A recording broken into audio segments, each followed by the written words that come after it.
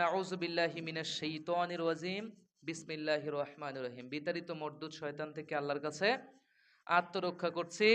পরম করুণাময় অসীম দয়ালু আল্লাহর নামে শুরু করছি। আলিফ লাম মিম হরফে মুকাত্তাত বিল ফেল, এর অর্থ আলিফ লাম মিম, আল্লাহ রাব্বুল আলামিন এবং তার রাসূল ছাড়া আমরা জানি না, ওনারাই ভালো। জালিকাল কিতাব মানে এই কিতাবটা, লা রাইবা ফি, এর মধ্যে কোনো সন্দেহ নাই। কোনো সন্দেহ আছে? সন্দেহ নাই। হুদাল্লিল মুত্তাকিন, আর এটা হলো মুত্তাকিদের জন্য পথ প্রদর্শক, হেদায়াত।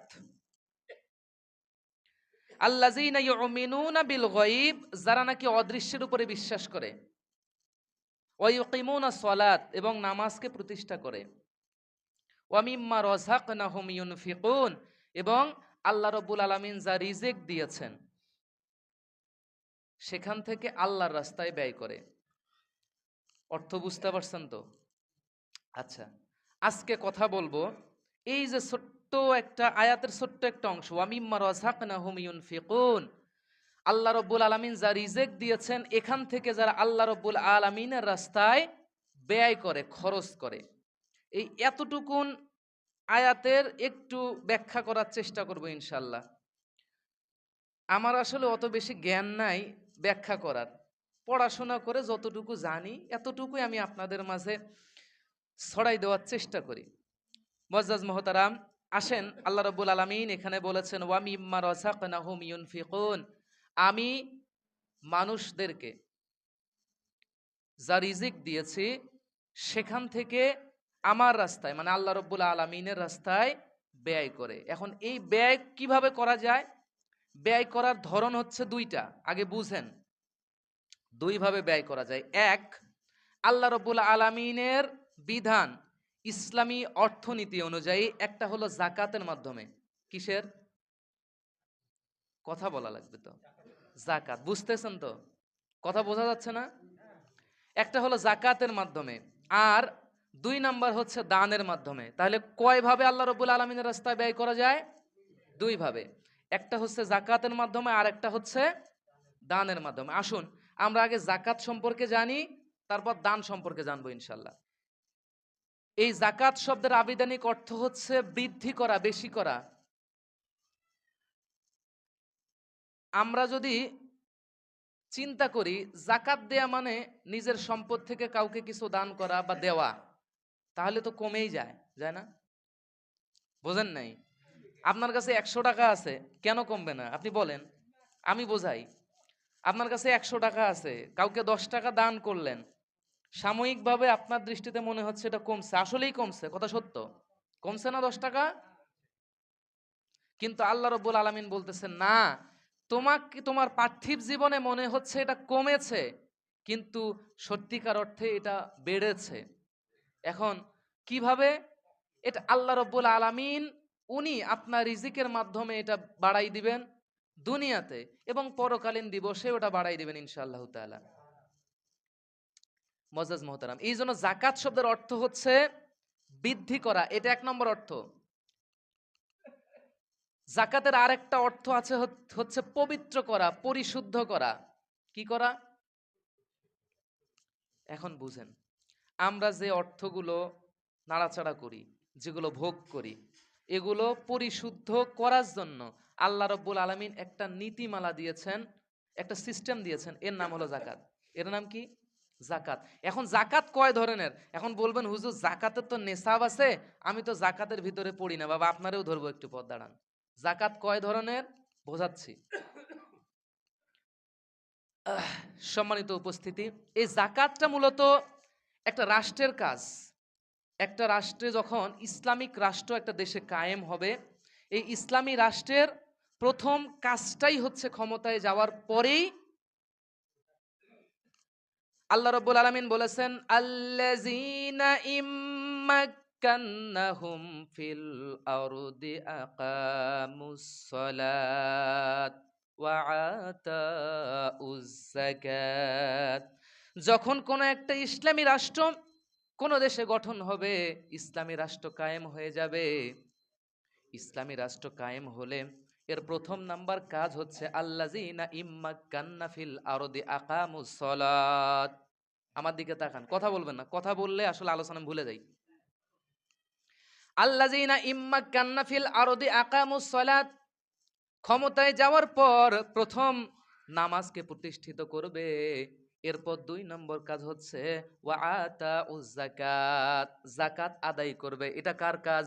ইসলামী রাষ্ট্রের কাজ।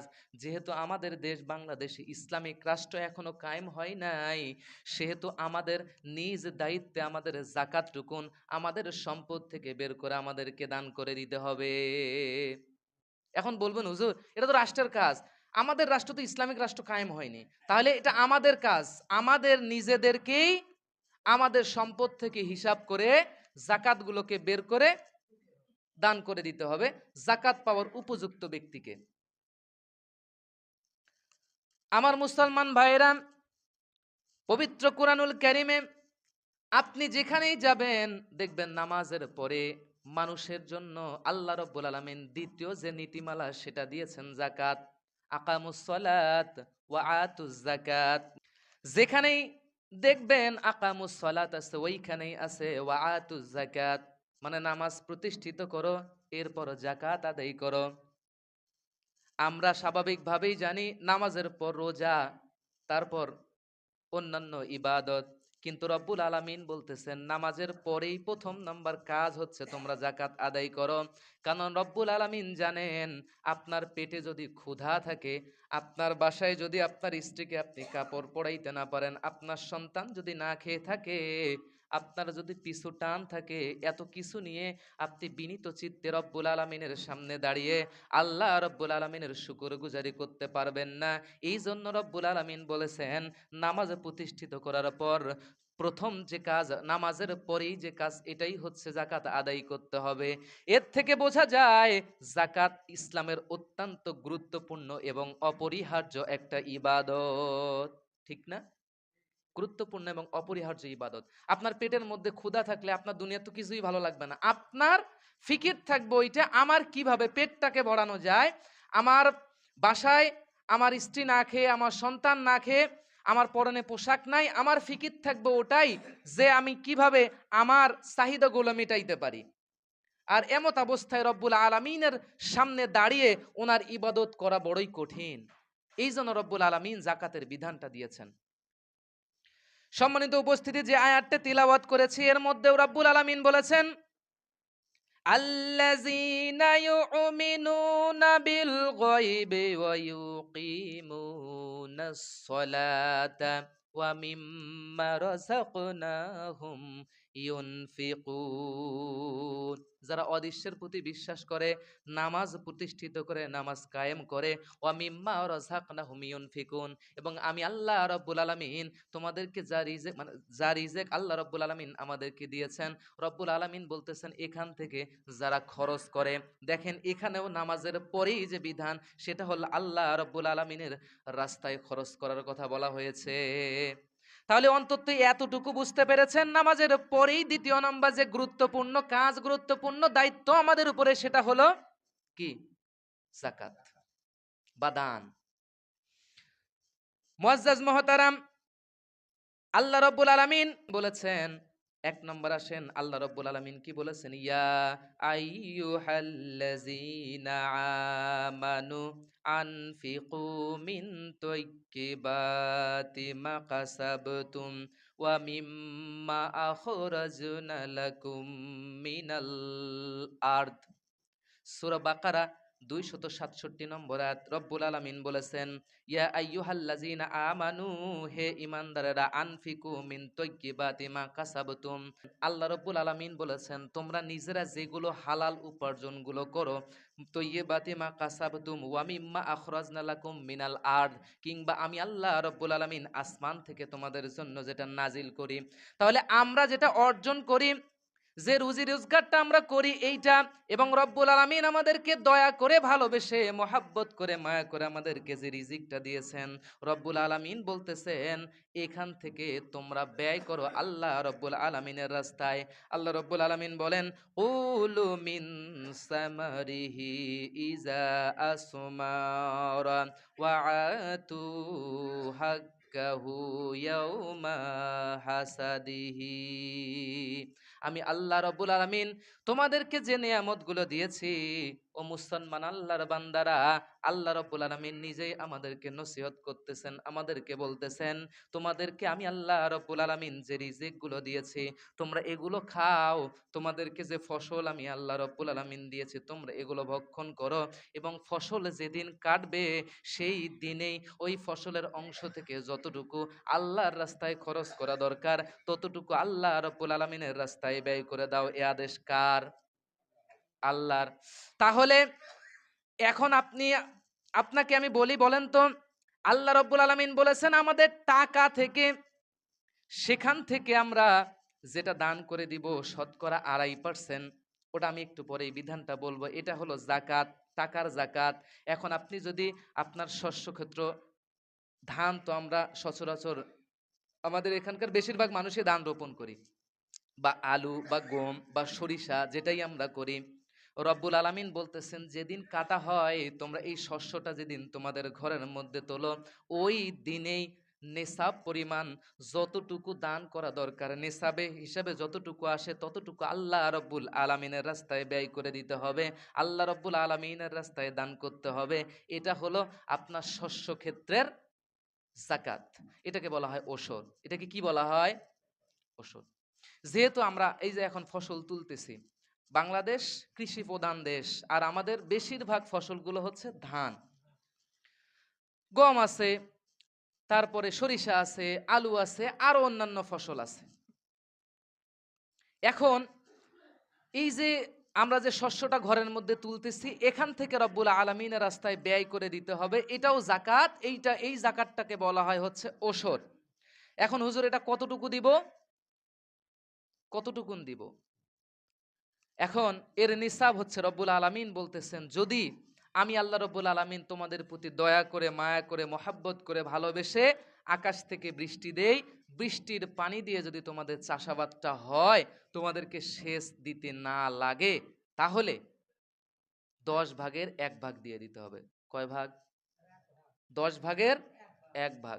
তাহলে মনে করেন 10 মণ ধান, কথার কথা 10 মণ ধান আপনি পেয়েছেন, সেখান থেকে 1 মণ দিবেন। 10 মণ সরিষা পেয়েছেন, সেখান থেকে 1 মণ দিবেন। 10 মণ আলু পেয়েছেন, সেখান থেকে 1 মণ দিবেন। বা 10 মণ গম পেয়েছেন, সেখান থেকে 1 মণ। মানে যে ফসলই আপনি করেন এই ফসলটাকে পরিশুদ্ধ যদি আপনি করতে চান, এবং আপনি যদি চান আমার রিজিকের মধ্যে বরকত নিয়ে আসতে চাই, এই ফসলটা আজকে পেয়েছি 10 মণ, আগামী বছর আল্লাহ রব্বুল আলামিন চাইলে 20 মণও দিতে পারেন। যদি এই আশা আপনার মনের ভিতরে থাকে, আপনার সম্পদটাকে আগে পরিশুদ্ধ করতে হবে, এবং আপনার এই সম্পদটাকে বৃদ্ধি করার জন্য আপনাকে শস্য ক্ষেত্রে জাকাত, যেটা এই ওষুধটা আপনাকে দিয়ে দিতে হবে। মুআজ্জাজ মুহতারাম, যদি না দেই তাহলে তো আমাদের সম্পদটা পরিশুদ্ধ হচ্ছে না। আল্লাহ রাব্বুল আলামিন চাইলে আমরা 10 মণ পেয়েছি, সেখানে 8 মণও পাইতে পারতাম, 6 মণও পাইতে পারতাম। পৃথিবীর কোনো মানুষের পক্ষে ঠেকানো সম্ভব ছিল না। ছিল? হয় না মাঝে মাঝে খরা হয়ে চলে যায় না, নষ্ট হয়ে যায় না, বন্যাতে যায় না, কারেন্ট পোকায় যায় না, নষ্ট হয়ে যায় না। আল্লাহ চাইলে তো নষ্ট করে দিতে পারেন, কিন্তু না, আল্লাহ ভালোবেসে দিয়েছেন। এই জন্য আমাদের কর্তব্য হচ্ছে 10 মণ থেকে 1 মণ দিতে। এখন রব্বুল আলামিন বলতেছেন ও বান্দা, তুমি যদি তোমার শেষ কার্যের মাধ্যমে শেষ সম্পন্ন করার পর তুমি যদি তোমার এই ফসলটাকে উৎপাদন করো, পেট্রোল দিয়ে বা ডিজেল দিয়ে তুমি গভীর নলকূপ থেকে পানি তুলেছো, কিংবা বিদ্যুৎ খরচ করে তুমি পানি তুলেছো, তোমার পয়সা খরচ হয়েছে, রব্বুল আলামিন বলতেছেন ও বান্দা এখন তোমার 10 মণ দেওয়া লাগবে না। এবার যদি তোমার ফসলটা 20 মণ হয়, বা তোমার ফসল যতটুকুই হয়, তুমি 20 ভাগের মধ্যে 1 ভাগ আল্লাহ রব্বুল আলামিনের রাস্তায় ব্যয় করে দিও। তাহলে আল্লাহ রব্বুল আলামিন আমাদের প্রতি জুলুম করতেছেন না, বরং আল্লাহ রব্বুল আলামিন আমাদের কষ্টটা দেখে আমাদের জন্য সহজ করে দিয়েছেন। ও মুসলমান আল্লাহর বান্দারা, তাহলে আমাদের জন্য আল্লাহ রব্বুল আলামিনের এই আদেশটা পালন করার দরকার বলেন তো আছে না নাই? এটা বিধান, আপনার সম্পদটাকে আপনি পরিশুদ্ধ করবেন। মুআজ্জাজ মুহতারাম, আল্লাহ রব্বুল আলামিনের বিধান, এটা আমাদেরকে পালন করতেই হবে, কষ্ট হলেও করতে হবে, সহজ হলেও করতে হবে, কারণ এর মধ্যেই কল্যাণ আছে। মুআজ্জাজ মুহতারাম, এখন যারা দেন না, যারা দেন আলহামদুলিল্লাহ ভালো, তাদের সম্পদ পরিশুদ্ধ হলে আল্লাহ রাব্বুল আলামিন আপনার সম্পদের মধ্যে বারাকা দিবেন, আপনার সম্পদটারে বৃদ্ধি করে দিবেন। কিন্তু যারা দেয় না তাদের কি অবস্থা? তাদের জন্য আল্লাহ রাব্বুল আলামিন বলেছেন, ওয়াল্লাযীনা ইয়াকুনিজুনাজ যাহাবা ওয়াল ফিদ্দাতা ওয়ালা ইউনফিকুনাহা ফি সাবিলিল্লাহি ফাবাশশিরহুম বিআযাবিন আলীম। জোরে বলেন আল্লাহু আকবার। আল্লাহ রাব্বুল আলামিন বলেছেন, যারা সম্পদ জমা করে আল্লাহ রাব্বুল আলামিনের রাস্তায় ব্যয় করে না, কথাগুলো খুবই গুরুত্বপূর্ণ, একটু মনোযোগ দিয়ে শুনবেন। রব্বুল আলামিন বলতেছেন, যারা সম্পদ জমা করে রাখে, রব্বুল আলামিনের রাস্তায় ব্যয় করেন, আল্লাহ রব্বুল আলামিনের বিধান অনুযায়ী ব্যয় করে না, আল্লাহ রব্বুল আলামিন বলেছে, ইয়াউমা ইহুমা আলাইহা ফি নারি জাহান্নামা ফাতুকুয়া বিহাজিবাহুহুম ওয়া জুনুবুহুম ওয়া জুহুরুহুম। যারা সম্পদ জমা করে আর গণনা করে, কাউন্ট করে, গণনা করে আমার সম্পদ কতগুলো হলো, কিয়ামতের দিন রব্বুল আলামিন তার এই সম্পদটারে জাহান্নামের আগুন দিয়ে জ্বালাবেন। মানে আপনার আমার সম্পদ, আমরা যদি এগুলো আল্লাহ রব্বুল আলামিনের রাস্তায় ব্যয় না করি, এই সম্পদগুলাকে জমা করি, রব্বুল আলামিন কিয়ামতের দিন জাহান্নামের আগুন দিয়ে আমাদের এই সম্পদগুলোকে জ্বালাবেন। শুধু জাহান্নামের আগুন দিয়ে আমাদের এই সম্পদগুলো আল্লাহ রব্বুল আলামিন জ্বালাবেন না, বরং আমাদের কপালে, আমাদের পিঠে এবং আমাদের পাজরের মধ্যে রব্বুল আলামিন সিল মোহর দিয়ে দিবেন। রব্বুল আলামিন সেদিন সবাইকে দেখাবেন যে দুনিয়াতে এরা সম্পদ জমা করেছিল, আল্লাহ রব্বুল আলামিনের রাস্তায় সম্পদগুলো ব্যয় করে নাই, এইটা সিল আমাদের কপালে, পিঠে আর পাজরের মধ্যে মেরে দিবেন। আমাদের সম্পদগুলো জাহান্নামের আগুনে পুড়িয়ে ওই আগুন দিয়েই আল্লাহ রব্বুল আলামিন ওই সম্পদটা দিয়ে আমাদের কপালের মধ্যে, পিঠের মধ্যে, পাজরের মধ্যে সিল মারবে। তাহলে চিন্তা করেন, কিয়ামতের দিন হাজার হাজার মানুষ যখন আমাদেরকে দেখবে, আমরা দুনিয়াতে এই সম্পদগুলো আল্লাহ রব্বুল আলামিনের রাস্তায় ব্যয় করি নাই, এই সম্পদগুলো আমাদেরকে দিয়েই সিল মোহর মেরে দিয়েছে। এটা লজ্জার বিষয় না? পরম লজ্জার বিষয়। আমার মুসলমান ভাইরা, আল্লাহ রাব্বুল আলামিন বলবেন, আল্লাহ রাব্বুল আলামিন বলেছেন কোরআনের মধ্যে, হাযা মা কানাজতুম লি আনফুসিকুম ফাযুকু মা কুনতুম তাকুনিজুন। সূরা তওবার ৩৫ নম্বর আয়াতের ভিতরে রব্বুল আলামিন বলেছেন, স্বাদ গ্রহণ করো, আস্বাদন গ্রহণ করো, স্বাদ আস্বাদন করো তোমাদের এই সম্পদের, তোমরা দুনিয়াতে যে সম্পদগুলোকে জমা করেছিলে। রব্বুল আলামিন বলতেছেন, স্বাদ গ্রহণ করো, স্বাদ আস্বাদন করো তোমাদের এই সম্পদগুলোর, যে সম্পদগুলো দুনিয়াতে ব্যয় করো নাই, বরং দুনিয়াতে সম্পদগুলো জমা করেছিলে, এই সম্পদগুলোর স্বাদ আজকে গ্রহণ করো। ও মুসলমান, আল্লাহ রব্বুল আলামিন আমাদেরকে বলেছেন, তাদের জন্য বড় দুর্ভাগ্য, বড় দুর্ভোগ, আল্লাযী জামাআ মালা ওয়া আদ্দাদা, যারা সম্পদ জমা করে আর গণনা করে, সম্পদ জমা করে আর গণনা করে, এদের জন্য বড় দুঃখের বিষয়। মনে করিয়েন না এটা খুব সুখের বিষয়। হ্যাঁ, পার্থিব জীবনে আপনি হয়তোবা দেখে মনে করতেছেন না এটা তো বিশাল কিছু, অনেক কিছু জমিয়েছে, আপনার ব্যাংকে ৫০ লাখ টাকা, ১ কোটি টাকা, আপনি ফিকির করতেছেন, চিন্তা করতেছেন কিভাবে এটাকে ২, ৪, ৫ কোটি টাকা করা যায়। অথচ আল্লাহ রাব্বুল আলামিনের রাস্তায় যে খরচ করতে হয়, একটা সম্পদ মানে টাকা যদি ব্যাংকের মধ্যে হোক কিংবা আপনার বাসায় হোক, কিংবা নিসাব পরিমাণ সম্পদ যদি আপনার বাসাতেও থাকে বা ব্যাংকের লকারের মধ্যেও থাকে, ১ বছর স্থায়ী হলে শতকরা ২.৫%, বেশি তো আল্লাহ রাব্বুল আলামিন বলেন নাই, ১০০ টাকা হলে ২.৫ টাকা, কতটুকুন? ১০০ টাকায় ২.৫ টাকা আল্লাহ রাব্বুল আলামিনের রাস্তায় খরচ করতে বলছেন, জাকাত দিতে বলেছেন। এখন আপনার যদি গরু থাকে ৩০টা, থাকলে ১ বছর স্থায়ী হলে একটা দেওয়া লাগবে। ছাগল যদি থাকে ৪০টা, থাকলে এর মধ্যে একটা জাকাত দেওয়া লাগবে। কেন জাকাত দিবেন?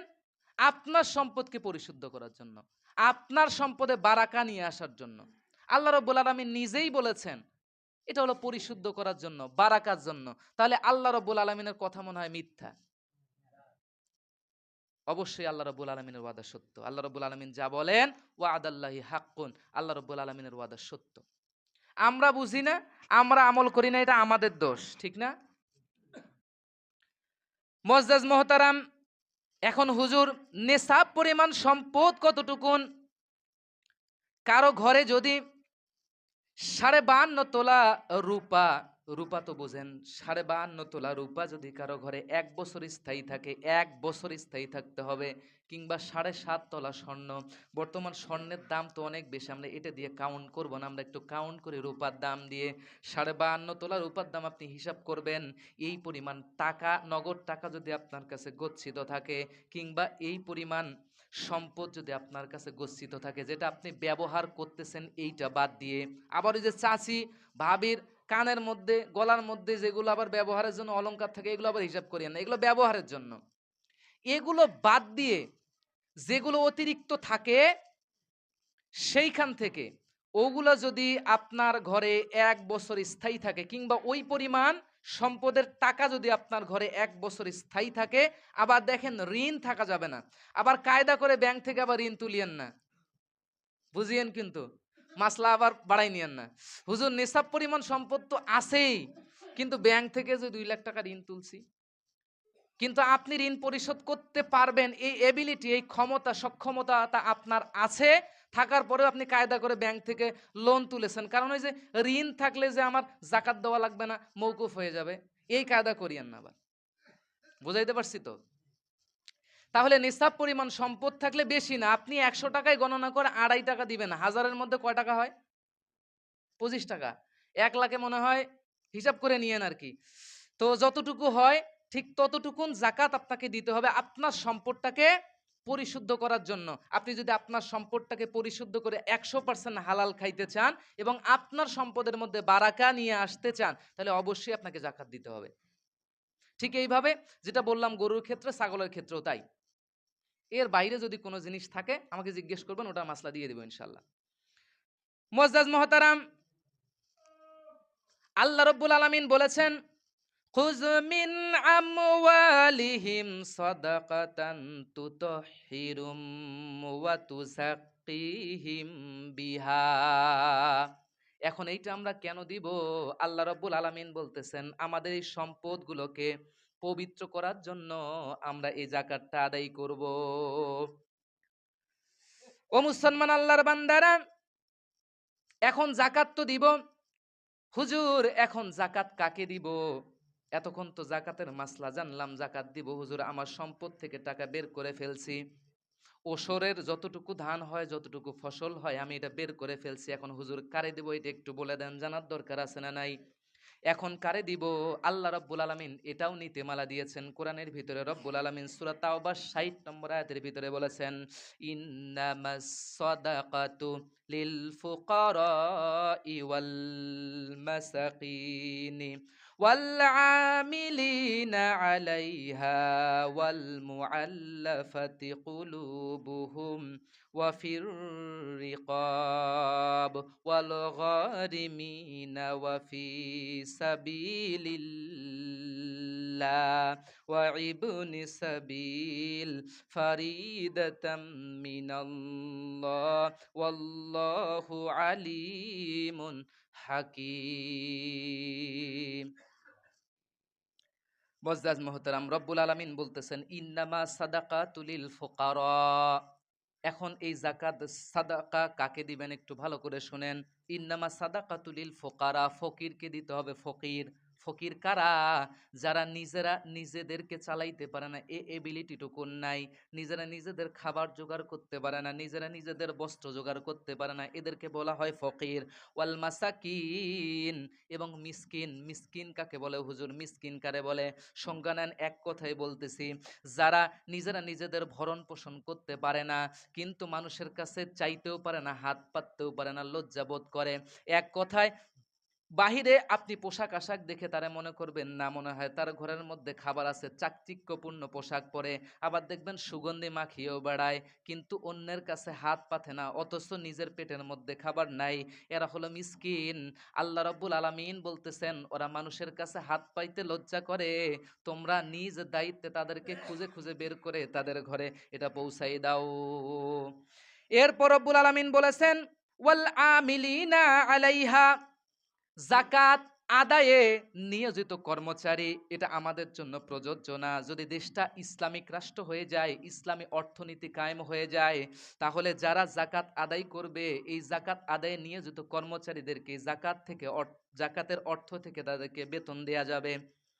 এরপর ওয়াফির রিকাব, যাদের চিত্ত বিনোদনের প্রয়োজন, যাদের মন পাওয়ার দরকার, মনে করেন আপনার পাশাপাশি আপনার প্রতিবেশী আছে হিন্দু বা খ্রিস্টান বা অন্য ধর্মাবলম্বী, এখন তাদেরকে যদি আপনি দান করেন, তাদেরকে টাকা পয়সা দেন, আর্থিক সাহায্য সহযোগিতা করেন, সে মনে করবে না ইসলাম মনে হয় ভালো ধর্ম, ইসলাম গেলে মনে হয় সাহায্য সহযোগিতা পাওয়া যায়, নিজেরা নিজেদের সচ্ছলতা নিয়ে আসা যায়।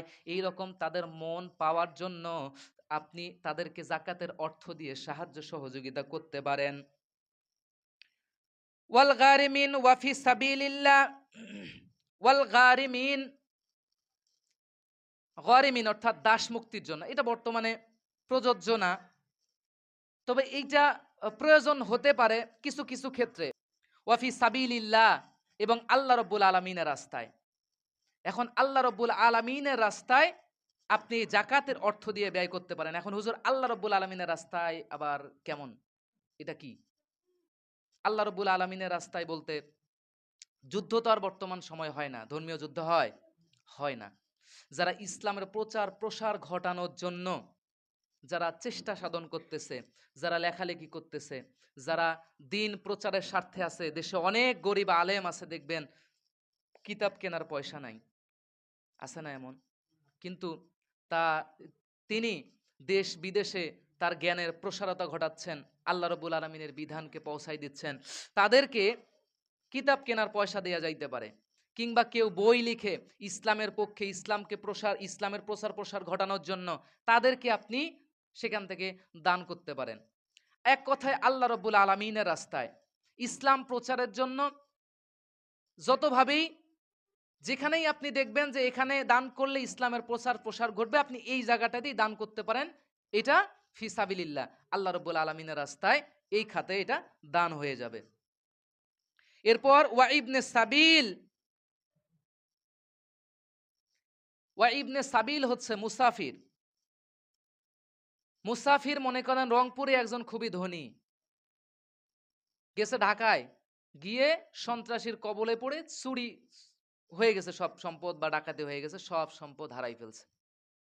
এখন ওইখানে মুসাফির উনি উনি দেখা যাচ্ছে যে বাসায় যোগাযোগ করে টাকাও নিতে পারতেছে না, বিকাশে যে নিবে, নিয়ে উনি আসবে, যদিও বা বর্তমান সময়টা খুব কমই হয়, না হলে আরেকজনের মোবাইল থেকে ধার করে কল দিয়ে টাকা নিয়ে নেয়। তো তারপরেও যদি কেউ রকম বিপদে পড়ে যায়, জাকাতের অর্থ দিয়ে তাদেরকে সাহায্য করা যাবে। ফারিদাতুম মিনাল্লাহ, আল্লাহু আলিমুন হাকিম, এটা আল্লাহ রাব্বুল আলামিনের পক্ষ থেকে এটা বিধান। আমার মুসলমান ভাইরা, জাকাত হচ্ছে এমন একটা অর্থ ব্যবস্থা যেটা গরিবদেরকে ধনী বানাই দেয়। গরিবদেরকে কি বানায়? ধনী বানায়। আমাদের সমাজে, আমাদের দেশে এই জাকাত ভিত্তিক অর্থ ব্যবস্থা বা জাকাতের বিধানটা কায়েম নাই। না থাকার কারণে গরিব মানুষেরা ব্যাংকে গিয়ে, বিভিন্ন এনজিওতে গিয়ে ক্ষুদ্র ঋণ নিচ্ছে। এই সুদ ভিত্তিক অর্থ ব্যবস্থা আমাদের সমাজে প্রচলিত। সুদ ভিত্তিক অর্থ ব্যবস্থা গরিব যারা তাদেরকে আরো গরিব বানায়, ধনী যারা তাদেরকে আরো ধনী বানায়। কিন্তু জাকাত ভিত্তিক অর্থ ব্যবস্থা এমন একটা ব্যবস্থা, গরিবদেরকে ধনী বানাই দেয়। বড় লোকেরা তো বড় লোকই আছে, গরিবেরা তো আর ওই তাদের খয়রাতের টাকা দিয়ে বড় লোক হইতে পারবে না, কিন্তু ব্যালেন্স করে, তারা আরেকজনের কাছে হাত পাতবে না। অন্তত জাকাত ভিত্তিক অর্থ ব্যবস্থা যদি দেশে কায়েম হয়, ইসলামিক রাষ্ট্র যদি দেশে কায়েম হয়, তাহলে এটা ইসলামিক রাষ্ট্রের কাজ। যদি ইসলামিক রাষ্ট্র কোনো দেশে কায়েম না হয়, তাহলে এটা আমাদের কাজ। মনে করা এই সমাজের মধ্যে আমরা কয়েকজন একত্রিত হয়ে জাকাতের অর্থটা একখানে করে আমরা সবাইকে বিলি করলাম জাকাতের খাত অনুযায়ী। আর কিছু না হলে আপনি মিলাই নেন, অন্তত আপনার সমাজে চুরি হবে না, ডাকাতি হবে না, ছিনতাই বাটপারি হবে না। ঠিক না? আরে আমার পেটে খাবার আছে, আমি কেন চুরি করতে যাব ভাই? আপনি বলেন তো, আমি কখন চুরি করতে যাব? যখন আমার পেটে খাবারই থাকবে না। তখন আমি চুরি করতে যাব। তাহলে আল্লাহ রাব্বুল আলামিন জানেন যে যাকাত ভিত্তিক অর্থ ব্যবস্থা যদি সমাজের মধ্যে কায়েম হয়, তাহলে সমাজটা সোনার সমাজে পরিণত হবে। চুরি, ছিনতাই, বাটপারি, রাহাজানি থাকবে না। তাহলে আমাদের উচিত এই যাকাত ভিত্তিক অর্থ ব্যবস্থা কায়েম করতে গেলে যা করা দরকার তাই করা। দরকার আছে না নাই? আছে।